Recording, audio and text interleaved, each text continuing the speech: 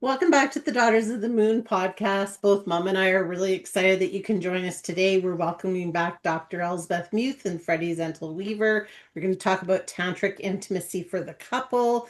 If you haven't checked out, they've been on about 5 or 6 of our shows now, so definitely go back and catch their other stuff as well. And this is going to be really exciting. So welcome back, you guys. We're excited to have you on. You bet. Great to be back. Thank you so much. Thank you so much, Kim and Barb. So excited to be with you.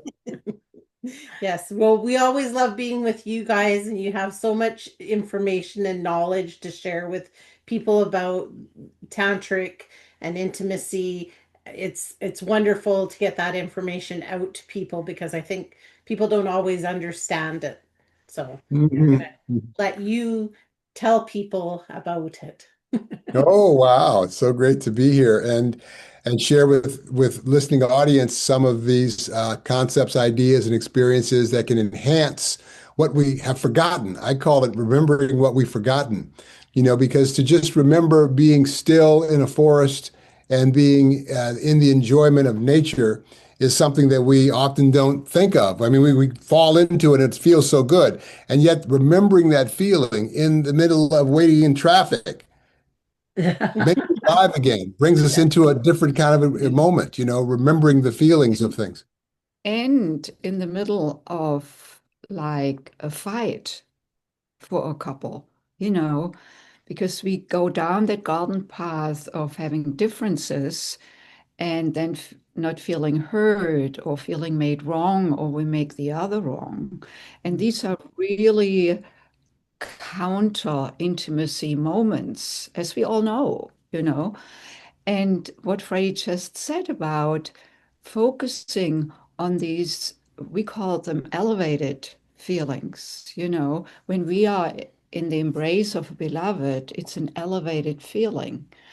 And to cultivate ourselves and our nervous system in a way so that we can call up on those feelings, because then the nervous system can remember, do I want to hang out fighting?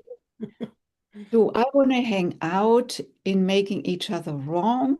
That gets us further apart instead of closer together. And I prefer much more when we feel intimately connected emotionally, mentally, spiritually, sexually, sensually, Mhm. than when I start complaining about Freddie not taking his supplements at the time it should. Yeah. And so to step back, and only I can do that. He cannot make me do it. Stepping back and say, okay, Elspeth, what do you prefer? Making Freddie wrong? Or, over breakfast, just being next to him and kissing his neck? But that the inner change needs to be there that then opens up the outer change. So it's a big part of the tantric practice for the couple that we want to speak more about today. And I think it may be good if we talk a little bit also what Tantra is. You know. Well, Tantra is a lot of things. We're TantraNova, Tantra New. So we're integrating aspects of the Eastern approach to Tantra, which is working with life force or sexual energy as a spiritual conduit to reinvigorate and remember this connection that we share with this eternal wonderfulness. It's in science, it's like the unified field. Right. And so what we're doing is we're integrating aspects of that with aspects of Western approaches to transformation in terms of generative language, how we create our reality in language, and creative self-discovery, how we discover ourselves in the creative process in music and movement and art. I mean, when I say discover ourselves, discover that flow, that good feeling, that wonderful ease and wonderfulness about what's possible at any moment. And so also that we couple that with what is really unique about this as a transformational process is working with life force or sexual energy. And that is something that we'll get into as we keep going. Okay. Yeah, I want to say one more time. Sorry about that. So, that, what Freddie said. So, Tantra, because some of you may never have heard what we said before in previous episodes on the podcast, so that Tantra is the yoga of the energetic body. In the West, we are familiar with the yoga of the physical body, like Hatha yoga. There are various schools of yoga. And hot yoga, Yes, Bikram. Bikram yoga, and Tantra yoga. Really, it's not, we don't start stretching, and we stretch figuratively our energetic being. And our energetic being cannot be touched. Like, yes, I can touch Freddy, but my energetic being, I can actually cultivate my energetic being so that I touch Freddy in a different way, not just mechanically put my hand here, but it's a little bit like when you are in love and you come together and then you just do a little touch and your whole body is electrified or Electrified. And the whole world seems all right again. Yeah. Yes. When I think of you, everything's all right with me. That was old. That was a tune. That was a song, right? The lyric. So people have been singing about this stuff forever. So what we're doing is, again, reminding people of how and what's possible at any moment. And so working with the sexual energy is different because what's unique about that is when we're in our sexual selves, with ourselves or with a partner, we're in an altered state of awareness. So we're, chemically changed, more endorphins, serotonin, oxytocin, the feel-good hormones. Emotionally, we're more in a loving, open, vulnerable state. So what we do is we turn that into meditation by particular distinctions that we teach through breath awareness and energy awareness and intention. Like I want to create a more loving union with my beloved. And then we start to get in touch with the energy and frequency and story and belief that's behind a lot of the static that's there. And then we can start to step by step, moment by moment in our regular life, start to get some distance from that and move towards what we most deeply desire. And that's how we work with life force energy or sexual energy as a sexual meditation. Yeah. So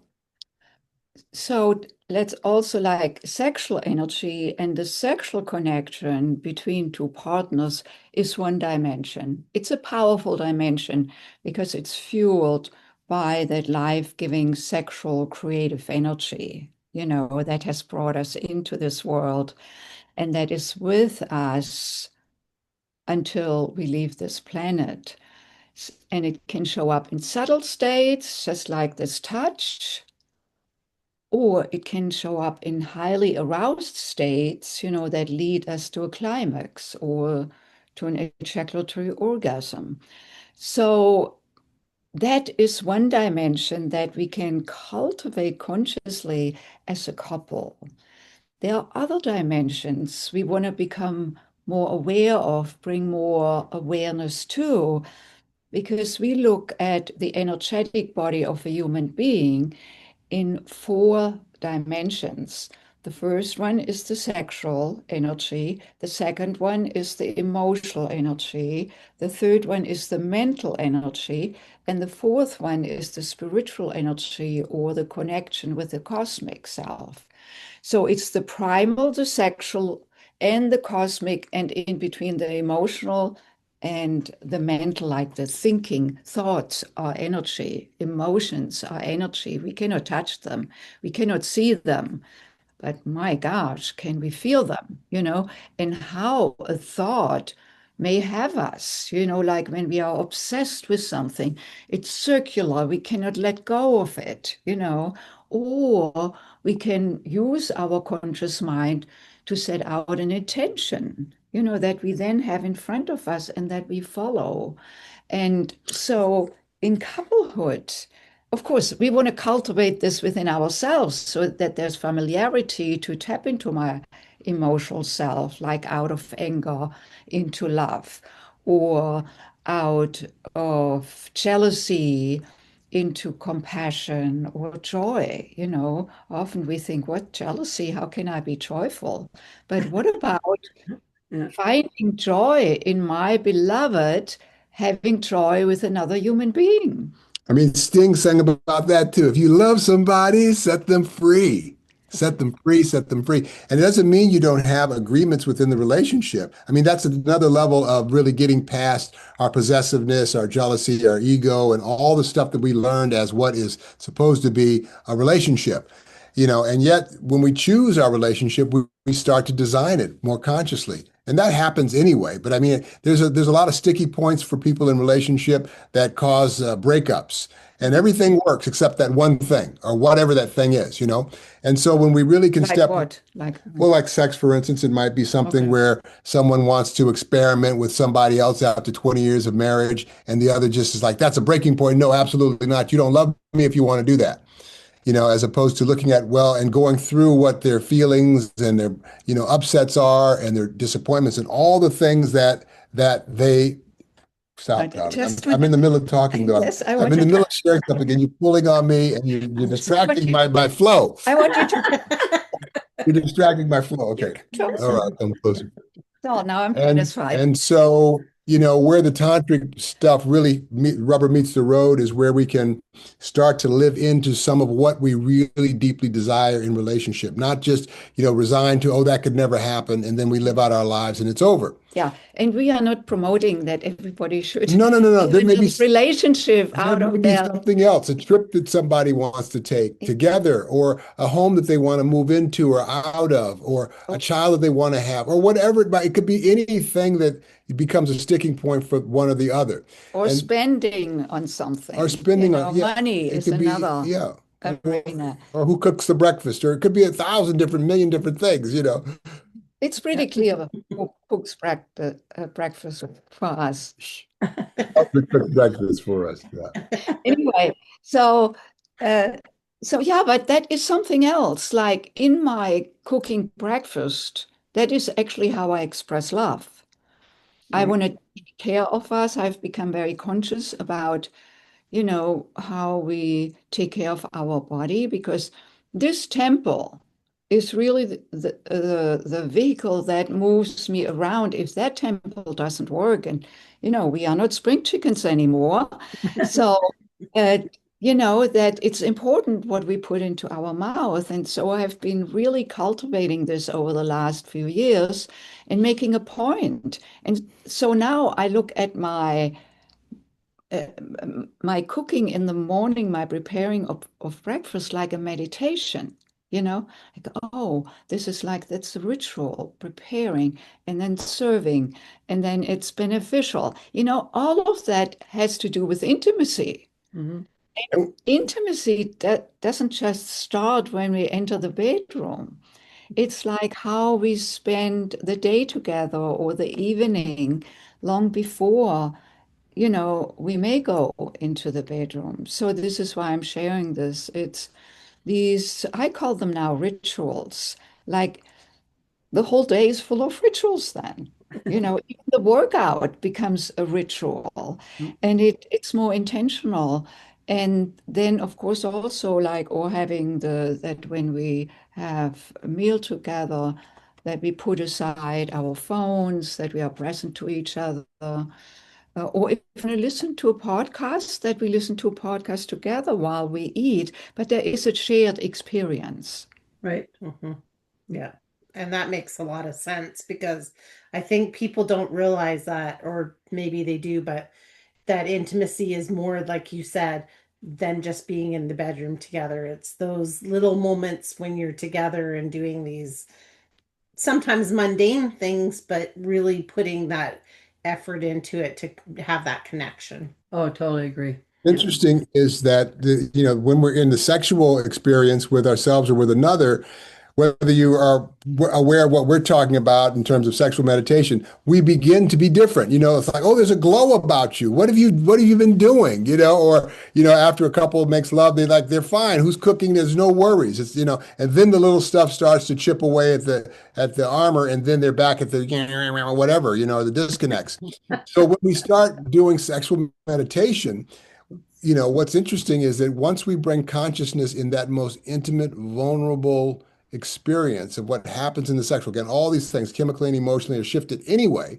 Then when we bring consciousness to it, that starts to become a default way of listening or being aware of outside of the sexual experience.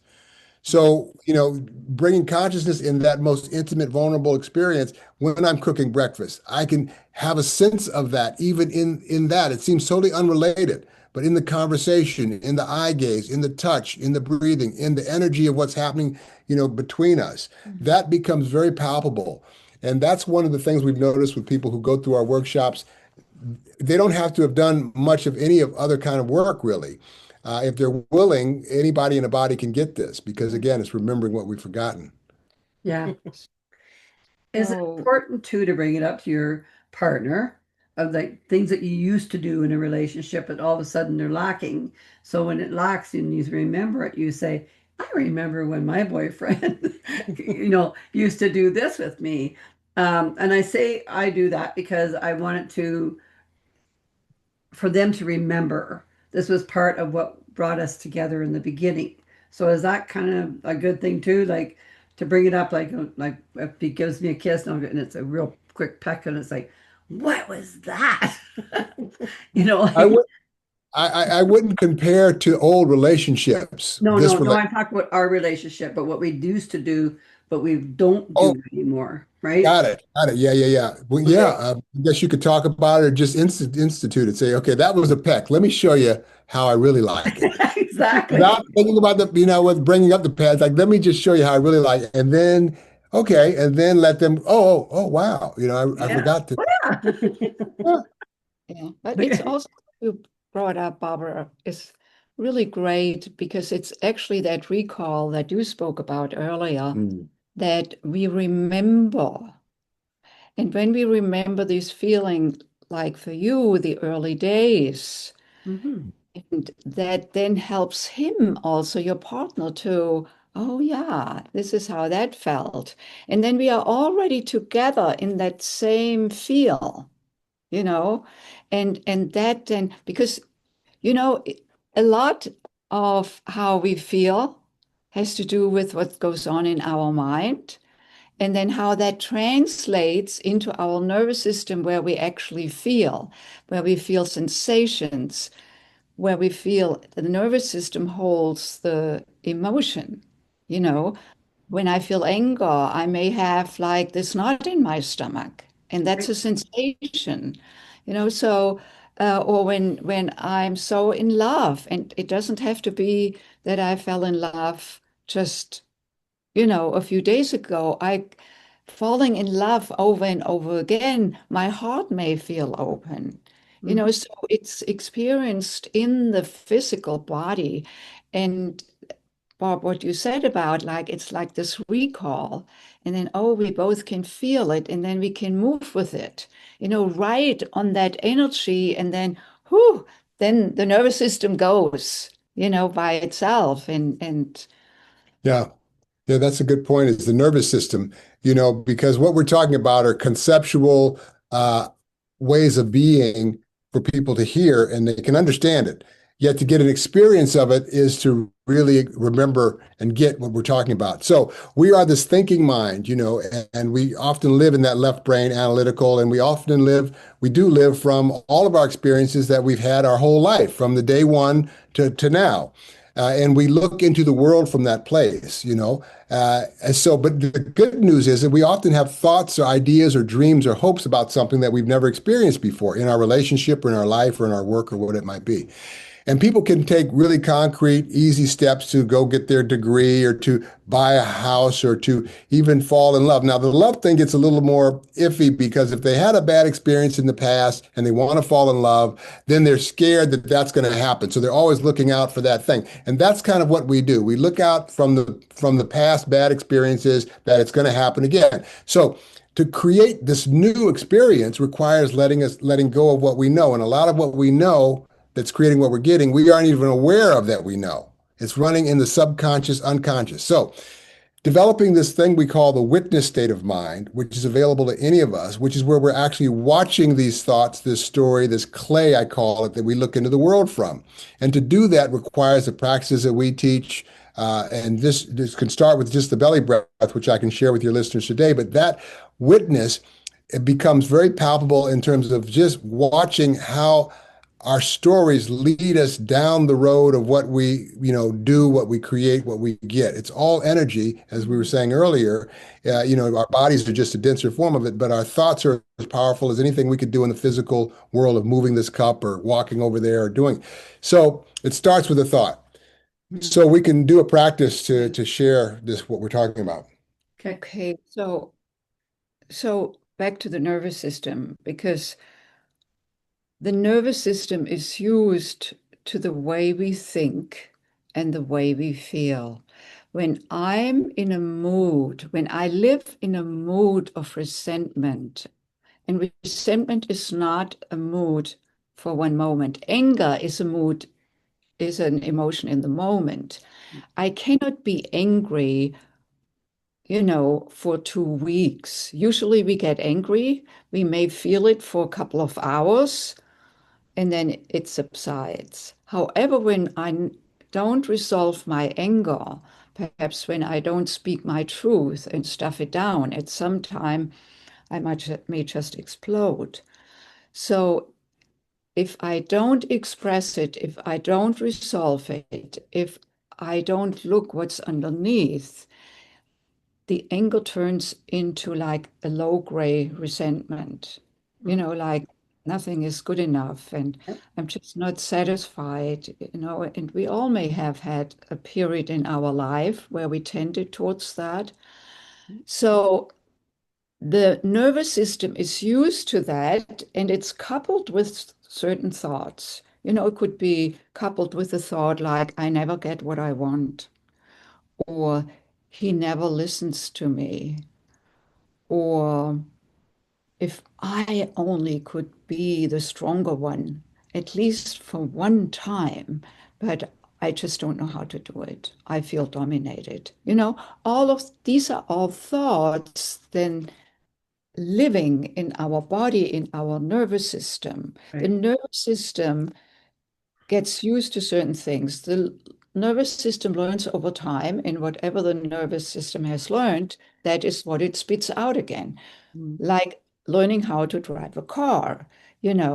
Initially, when I learned to drive a car, I have to have my total focus on how I use my foot on the gas pedal or the brake. If I mix these two pedals up, I can get into a serious accident.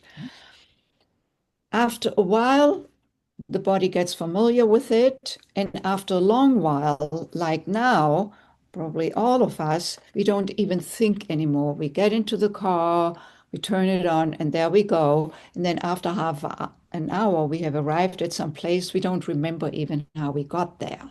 Sure. The nervous system is fortunately kicks in and does a lot of tasks automatically. Mhm. It also has a not so good side because certain things like this resentment is just like learning the car, the nervous system, how to drive the car. The nervous system has gotten used to that state of resentment. And that is where it looks from into the world. That is where it reacts from. That is where it speaks from. And then this gets repeated and repeated and locked into the nervous system more and more. So we want to shift whatever is in the way that has us be intimately connected with ourselves, and out of that, then intimately connected with our beloved, is that we clear that out. And what we have found, how we can learn to access it, is actually come to stillness. So before we go into couple sexual meditation, we want to be able to calm ourselves down and become more present to ourselves. So we can do a couple of practices. One that Freddy is going to lead, that is very much about the individual to come present to him or herself. Mm. And then a little later on, we can bring this into couplehood, how that conscious breathing practice actually plays out in couples meditation, like when we are together. Yeah, if time is a construct, And it's just a way for us to figure out our moment. And everything is a moment of now. Then if I can believe something now, it's forever in the future. It's forever in the past. It's forever. And that people will fight, but well, if you forget about that, that's great. What about the future? That's still pointing from this point here to there. And we're always right here. So when I can be right here, I can shift it for myself. Okay. And so to do that requires this witness state of mind. Okay, so let's do this. This is going to be a breathing practice, and you can be seated or laying down. Your eyes can be open, closed, or soft focus. The breathing is different from the sympathetic breathing we do typically in the upper chest. We want to bring the breath down consciously into the diaphragm, which sits behind the belly. And the experience is the belly will expand like a balloon. And on the contraction, be aware of the breath, your belly flattening towards your spine, and be aware of your breath coming up and out through your nose. So the breathing is through the nose, in and out. So just be a witness to the thoughts and stay connected to the belly breath. For most of us, we can do it about 3 breaths before our mind is distracted. Once you recognize you're thinking about the cat or anything else, just bring your focus back to the breath. Here we go. Seated comfortably or laying down, eyes open, closed, just soft focus. Put a hand on your belly to start anyway. And as you inhale, follow with your awareness your breath into your nose, down your trachea, lungs, and extending into your diaphragm and hand like a big balloon on your inhalation. Really feeling the extension. On the exhalation, follow with your awareness your breath back up and out through your nose in your own pace, depth, and rhythm. Letting your thoughts come, letting your thoughts go. Following your breath into your nose, down your trachea, lungs, extending into your diaphragm and belly like a big balloon on your inhalation. Following with your awareness, your breath back up and out through your nose in your own pace, depth, and rhythm. I'm going to continue to talk. Stay focused on the rise of your belly on your inhalation, flattening of your belly on your exhalation. As your mind gets distracted with thoughts, stories, opinions, conversations, interpretations, or meaning, just acknowledge it, let it be, bring your focus as quickly as you can back to the breath. Following with your awareness, your breath into your nose, down your trachea, lungs, extending into your diaphragm and belly on your inhalation like a big balloon. Following with your awareness, your breath back up and out through your nose in your own pace, depth, and rhythm.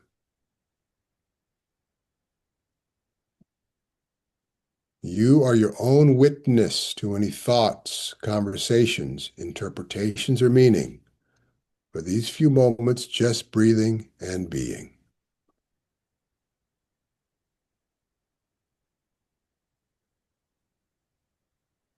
Rise of your belly on your inhalation. Flattening of your belly on your exhalation through your nose in your own pace, depth, and rhythm. Giving the story, the interpretive mind, a rest for a few moments. Stay with it just a little longer.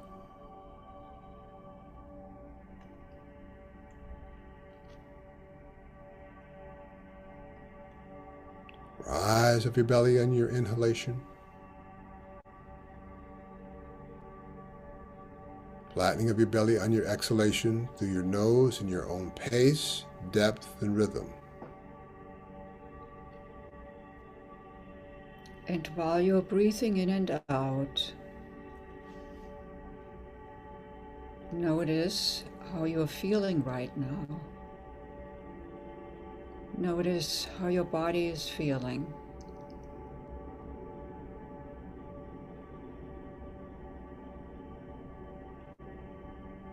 Notice any sensations in your body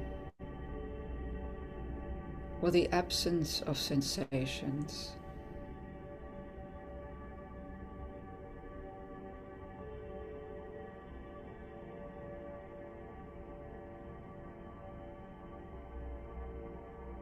Now notice your emotional state, the state of your emotions. Just notice. Nothing to be done.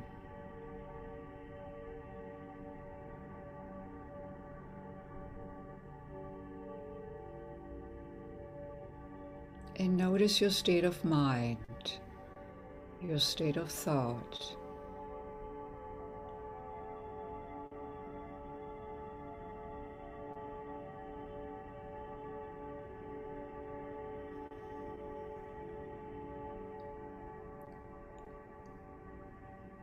And then slowly come back by opening your eyes. And if one of you wants to share how you're feeling right now and how it was becoming more present to yourself, please do. He's looking at me. Okay. I had a sense of floating. And the floating, when I have that sense, it helps me to just really sense everything in my body and makes it more aware. So the floating is more to empty out all the crap I don't need and allow the other stuff to come through. So it's like I see the flow just starting to go through my whole body, from the mind right straight down to my feet and back up. And that's kind of sort of how I felt during the meditation, allowing myself to be that, my own self, like you were talking to as you were guiding us through there. So nice. Thank you. Yeah, it was very nice. I like it quieted my mind, like it was just blank. So it was just really just I could just feel my breath going through me, and it just, yeah, my mind was no thoughts at all. It was lovely. Were either of you aware of the rise of your belly and the fall of your belly? And did you recognize when you got off of that and you were into a conversation or a story or an interpretation? Yeah. Yeah, because when you're feeling it and then all of a sudden you forget to feel it going up and down, you're still listening to what you're saying. But by that time, you've already got yourself lost into the fullness of the feeling of the moment, Yes. sort of thing. So that there is sort of then, yeah, it was good. Mhm. And thanks, both of you, for sharing what you felt and experienced, because here's great examples in what you shared of like tuning with your energy. You know, we often don't think of the breath as energy, but guess what? Without breathing, we would die. So energy and breath are one. You know, it's not like there's energy, no, life force, energy. No, life force, energy, and breath are one. And you know that the way you described it, you know, there was nothing disturbing from the mind, any thoughts. We just got, I don't know what happened. Sure. Like, Uh, uh, so, and then you tune more with your body just by bringing your awareness to the breath, and the breath carries energy. And so Freddy's leading of, you know, from the nose into the lungs, into the belly, and back up again. Actually, the energy then adjusts within us in the flow. So this is how we can move energy in the body, both pain energy, we can release pain energy intentionally with the breath, or we can move sexual aroused energy throughout our entire body. So thank you so much. And one other key dimension here to point out is becoming present to oneself. Because that is now when we want to build on, you know, having presence with each other in relationship, in couplehood, that is at the very core of it. However, if I cannot become present to myself, I cannot be present with the other. And one of the things that's really valuable about that particular type of breathing, parasympathetic breathing or Buddha belly breathing, is that we have to think to breathe that way. So the story about, oh, how could she do that, or this traffic, or the weather, whatever we're spinning on, when we can take a moment to take a Buddha belly breath or a parasympathetic breath, we give it a little bit of a pause from that story making, which has a cascading effect of upset or disconnect or anger or whatever, to then choose something different. So as we continue to breathe that way in our calm times, we can start to use that when we're upset consciously. Because if we don't do it practice regularly when we're calm, we can't bring it when we're upset. But it will really shorten the upset cycle because we get angry, we get upset, we get disappointed, we get sad, all of those things. But the belly breath can really allow us a little distance from how all that stuff has us. Back to the nervous system, because that is how we can train our nervous system, like a new state of being. And you are familiar with meditation, obviously. So, you dropped so easily into that, which means your nervous system has a knowledge base there, that it, like you drop into it, your whole nervous system drops into it. So we want to cultivate that, and whoever doesn't have a meditation practice yet, particularly with the breath, is beneficial. You may want to just use the practice we did today as an inspiration to bring this into your life so that you can become present to yourself. When we are present to ourselves, we can listen better to ourselves, what may be troubling us, what may delight us, so we can bring the delight further forth.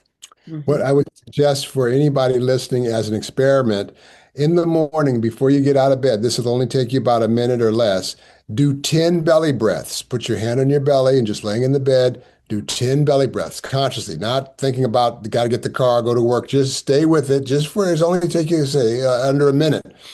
And then see through your day how quickly you can get off of the story stuff that gets you spinning, the boss or the whatever, the traffic or whatever it might be, the kids, whatever. See how quickly you can recognize a shift in your energy, in your frequency, in your emotion, and then you can choose to let it go, or maybe there's a request to be made or something. But it just as an experiment to see how it works for your own awareness. So it is beneficial for our physical, emotional, mental health to be in a state of equanimity, of presence, of, that mindlessness, Kim, that you described, like there was nothing in the way, you just were with yourself. It's very beneficial. And so cultivating that within ourselves, then we, of course, also want to bring this in the Tantric practice to our partner connection, because there we want to be present to each other. Again, I can only be present with Freddy if I can be present with myself.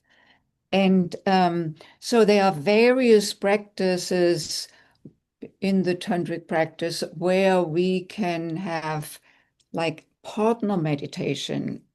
As far as I know, the Tantric practice is the only meditative practice where we can do this simultaneously. Now, Freddie and I, we often are sitting in the same room and do meditation focused on ourselves, like in our own meditation, which is great. We want to have that part definitely. And in the Tantric practice, we can do the meditation together where we learn to breathe together. Just as I breathe into my belly and then back up, I can breathe in synchronicity with my beloved. Right. And the beauty of breathing in synchronicity with the beloved is that there's a sense of becoming one that shows up. So there are multiple practices how we can do this, but today we want to particularly emphasize one, which is called the Tantric hug. And the Tantric hug, in previous episodes of this podcast, we did the heart-to-heart connection. Today, we want to do the Tantric hug because the Tantric hug can be done anywhere. When Freddie comes home, I'm greeting him, and just instead of just saying, hi, darling, and going off to something else, we like to embrace and breathe together in synchronicity for a few breaths that then harmonizes our energies, connects us, and, we are just together. The feeling. So What you do is you go to each other's left side, one hand on the sacrum, one hand on the heart chakra between the shoulder blades. So we have to. Yeah. And then we can be belly to belly and we can do synchronized breathing where we breathe in together So each belly blows up into each other and exhale together, and that's synchronized breathing. Alternate breathing is when the other breathes out and the other breathes in. Yeah. Let's stay with synchronized breathing. Alternate breathing. No, okay. So we are breathing in together and breathing out together. Breathing in together, breathing out together. And in the tantric hug, when I breathe in, I receive the energy from Freddy's heart, his love in my heart. And when I exhale, I send my love energy from my heart into Freddy's heart. Breathing in, receive love from the other. Exhaling, we send love from the heart into the other's heart. Becoming one heart, one love, and one breath. And it starts feeling very sweet, you know? About that is you want to use your mind as opposed to just wandering and listening and waiting to feel something. Put your focused mind's attention on your heart location and your attention on the sensation of the breath and your intention to move it from your heart to the other on the exhalation. Attention on the location and intention to move it with your breath. Now you're using your mind's focused awareness. Right. On the inhalation, attention on this location and intention to receive it into your heart. And so that's that. Now you're not just wandering with your mind. I don't feel anything. Oh, is that something? Now you're using your mind's awareness and focus. Yeah. Attention, intention. Yeah. So how was this just even watching it? How did you feel? What may have arisen in your own heart or whatever is It there? was cool because I actually thought, hey, Kimmy, let's do it. And then, even though, we're not Yeah. the sexual Yeah. side, but at the same time, it's experiencing each other's feelings, anyways, right? And that's okay Yes. too. I like that. Yeah. I also have to admit to you both that I like the way that you share your gaze because it Mm, shows that each one of you are paying attention to the other. And I think that mm. that's really important in a relationship too. And because you guys do it so naturally, the exchange, it's encouraging for anybody that would be watching, I think, to see Yeah. that that too has a union. Because it's Yeah. Yes. like That, embracing with the eyes, right? So it's the yeah. same, yeah. So Thanks, Bob, for bringing that up. Let's just show this for everyone who is watching, further what Barb is talking about, the eye gaze. And we don't even have to touch Mm. right. I to, noticed that about you. raise the experience. So we look into each other's left eye. That's the receptive center of the brain. Okay. So the left eye is correlated to the right brain hemisphere, which is the feeling, experiential, creative, imaginative part of the brain. Unlike the left brain that is linear, that is, Analytical. yeah, calculating, which Right. is useful. When I walk across the street, I want to use that part of the brain and not that. Balance your checkbook. Yeah. Right. So we look to each other's left eye because that ignites the right brain hemisphere, the feeling part of the brain. Mm. And then when we gaze into the left eye, we breathe together, breathing in together, breathing out together, breathing in together, breathing out together. If a couple may have difficulties in synchronizing the breath, what is really beneficial is that we make an audible exhale, breathing in,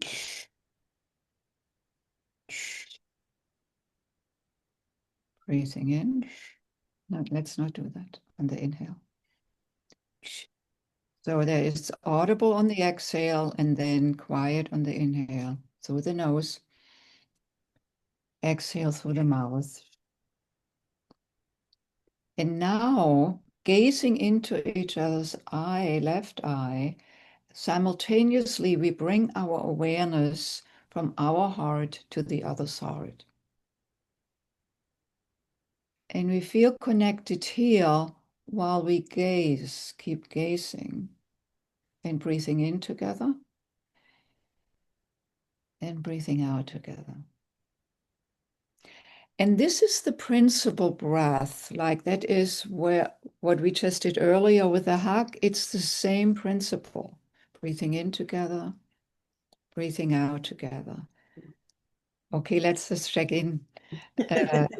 See how that was for you, because even in the onlooking, there may be an energetic shift in the onlooker. Yeah, you could feel the connection between the two of you, like how your hearts are connected to each other and how your energies are flowing back and forth to each other. Like you can feel that as we're like for me anyways, as I was witnessing it, I could feel like your energy working with each other with it, and it was so relaxing to watch. Yes, it was. It was just Yeah. like that connection and that love and that just Yeah. intimacy. It was beautiful. Yeah. Mhm. Lovely. Very lovely. Beautiful. And then we can take that further. So this is like the door opener. The synchronized breath, heart to heart, the eye gaze, or hugging each other like that and breathing with each other. They are door openers to each other. It's like, okay, I open my door, I'm available, I'm present, I become more present. And then there is the circuit that happens, between us, just what you described, Kim. Exactly. It's like you feel this circulation going. So And that kind of connection is what happens in the sexual.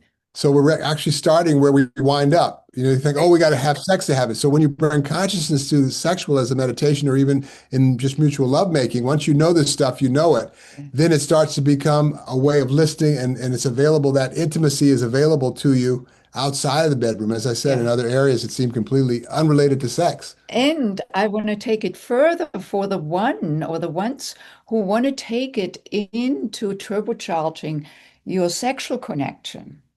Yeah. So this is the heart opener, the practice we just did, synchronized breathing, receiving and giving love from the heart. Love resides in the heart. Mm-hmm. And I can have sex, which doesn't mean that it's intimate.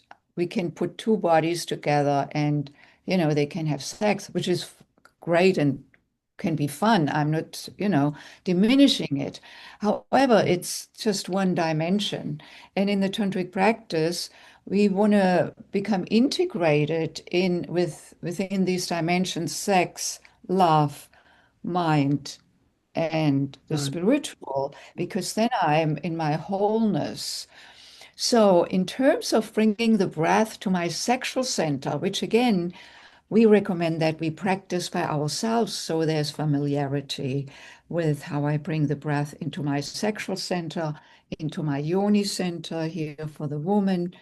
You may remember her, she's called Yoni, the sacred space of a woman. I bring awareness, I bring the breath to her, I listen to her. As the man wants to bring awareness through the breath to his lingam, his magic wand.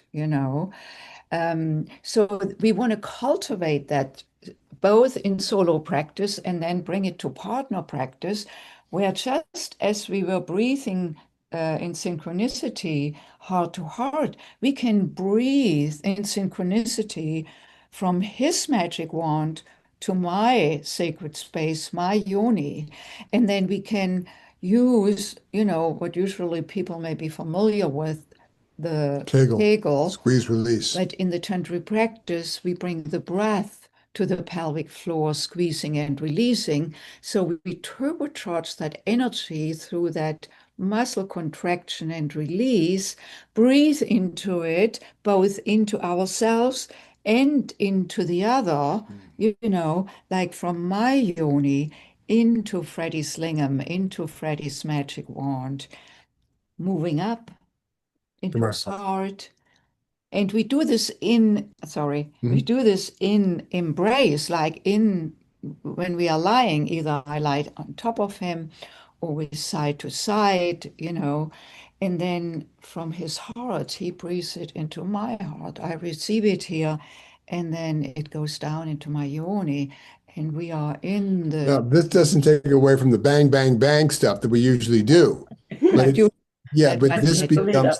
becomes something that adds a meditative aspect, a very deepening intimacy to the whole experience. Yeah. So it's nice to have that And, in your toolbox. yeah, and also the what Freddy calls the meditative aspect is like that opens the door to connecting my sexual self, our sexual self, to our cosmic self.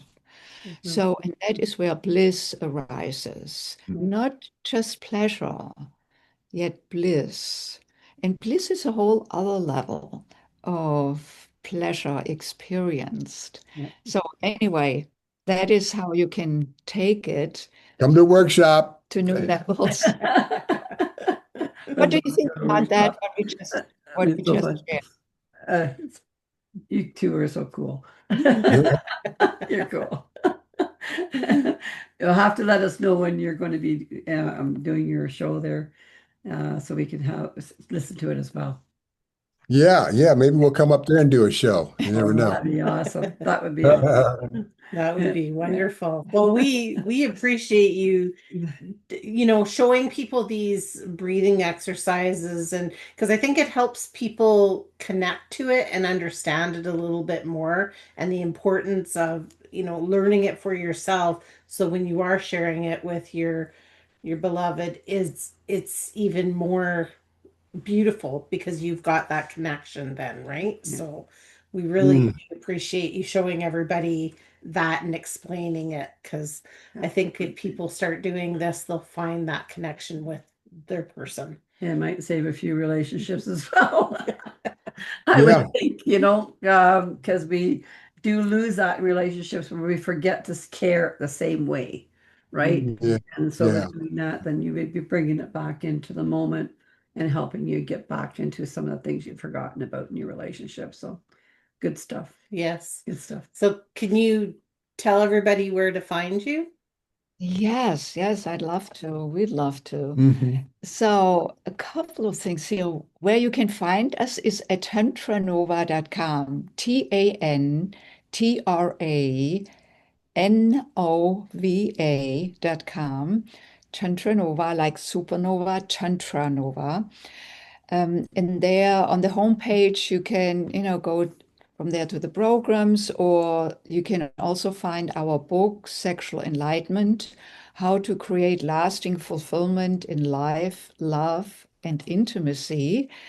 It's available, on all the bookstores, also in audio form, not just hard copy. And that book is really a great introduction to Tantra, the Tantric practice, and what we have spoken about here today. And then while we were talking, Kim and Barb, I thought, how would it be if we shared with the audience, like in the show notes, one of these practices, these partner practices, of connecting through the synchronized breath. So this practice will be a practice where we connect on subtle levels, like subtle energy levels. Mhm. We distinguish between subtle energy, like heart to heart, as we did it earlier, or the tantric hug, and then aroused energy, you know. This practice is for cultivating the subtle energy connection, because if I cannot do that, I cannot bring it to the aroused state, So this is a practice that you can use with your beloved, with your partner, even with a child, synchronized breathing with a child. Where you practice your nervous system to get used to synchronized breathing, to connecting, to sending your love energy from your heart into the other's heart. So, would that be an idea we could do? Oh, absolutely. We would love that. Thank you. That's wonderful. I think people would really enjoy that. So, yes. Yes.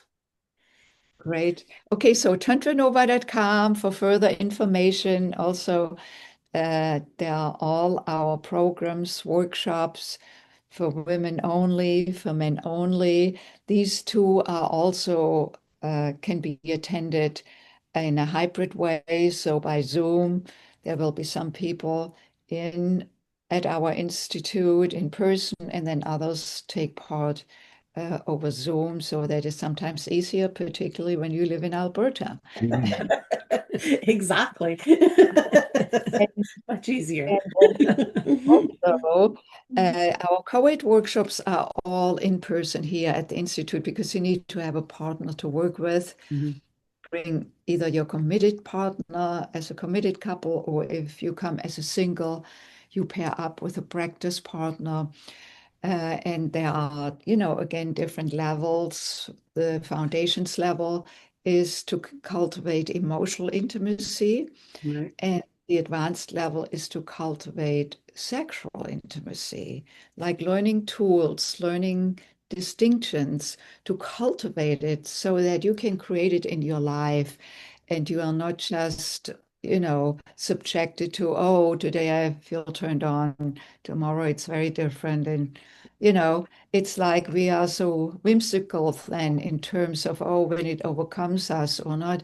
In these practices lead us to cultivating a sense of intimacy, of being connected to my yoni, for him being connected to his lingam. So anyway. Yeah. That's wonderful. Well, we appreciate you guys coming on with us. Like we say, you have so much knowledge, and like Mom was alluding to as well, is that you can just see the connection and the intimacy between you guys, and that's just It's so lovely. wonderful to share with people, to Yeah. share that love that you have for each other out into the world. So Thank you. we appreciate you being on Thank with you. us. Yes. Thank you We're for on our 25th year, so Woo! strong. Yay, that's awesome.